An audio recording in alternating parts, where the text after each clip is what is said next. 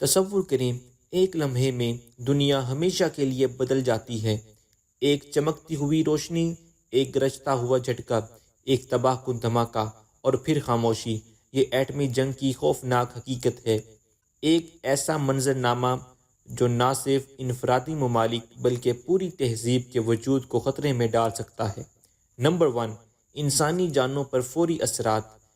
ایٹمی دھماکے کا سب سے فوری اور تباہ کن نتیجہ انسانی جانوں کا نقصان ہے۔ ایک جدید ایٹمی بم کسی بھی گنجان آباد شہر میں گرتے ہی لاکھوں لوگوں کو پلک جھپکتے میں ہلاک کر سکتا ہے۔ مرکز کے قریب شدید حرارت ہر چیز کو بھسم کر دے گی۔ جھٹکے کی لہریں میلوں تک عمارتوں کو مٹی کا ڈھیر بنا سکتی ہیں۔ جو لوگ ابتدائی دھماکے سے بچ جائیں گے وہ شدید جلنے، زخموں اور ریڈیو ایکٹیو ذرات کی زد میں آئیں گی۔ ہسپتال تباہ ہو چکے ہوں گے یا مریضوں سے بھرے ہوں گے۔ ایمرجنسی سروسز ختم ہو چکی ہوں گی یا ناکافی ہوں گی۔ اس افراتفری میں مزید لوگ طبی سہولیات، صاف پانی اور صفائی کی عدم دستیابی کی وجہ سے جان سے جائیں گے۔ نمبر 2، صحت کے اثرات۔ تابکاری یعنی ریڈیو ایکٹیو ذرات آسانی سے ختم نہیں ہوتے۔ حملے کے بعد بچ جانے والے لوگ تابکاری کی بیماری میں مبتلا ہوں گے، جیسے متلی، بالوں کا جھڑنا، خون بہنا اور انفیکشن۔ آنے والے سالوں میں کینسر کی شرح، خصوصاً خون کا کینسر اور تھائرائیڈ یعنی گلے کے کینسر میں اضافہ ہوگا۔ ایٹمی حملے کے بعد پیدا ہونے والے بچوں میں پیدائشی نقص یا جینیاتی بیماریاں ہو سکتی ہیں۔ نمبر 3، ماحولیاتی تباہی۔ یہ تباہی صرف انسانوں تک محدود نہیں، شہر راکھ ہو جائیں گے، جنگلات جل جائیں گے اور سمندری حیات ریڈیو ایکٹیو ذرات سے آلودہ ہو جائیں گی۔ ایٹمی فال آؤٹ یعنی ریڈیو ایکٹیو ذرات دھماکے کے بعد فضا میں شامل ہو کر زمین پر واپس آتے ہیں اور مٹی، پانی اور ہوا کو زہریلا بنا دیتے ہیں۔ یہ ذرات سینکڑوں یا ہزاروں کلومیٹر دور تک جا سکتے ہیں۔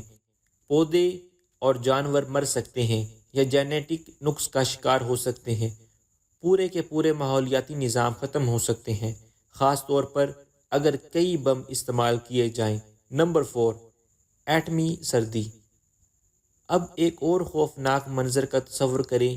اگر دنیا کے بڑے شہروں میں کئی ایٹمی ہتھیار استعمال کیے گئے تو آگ سے اٹھنے والا دھواں اور سیاہ راکھ فضا میں پھیل کر سورج کی روشنی کو زمین تک پہنچنے سے روک سکتی ہے۔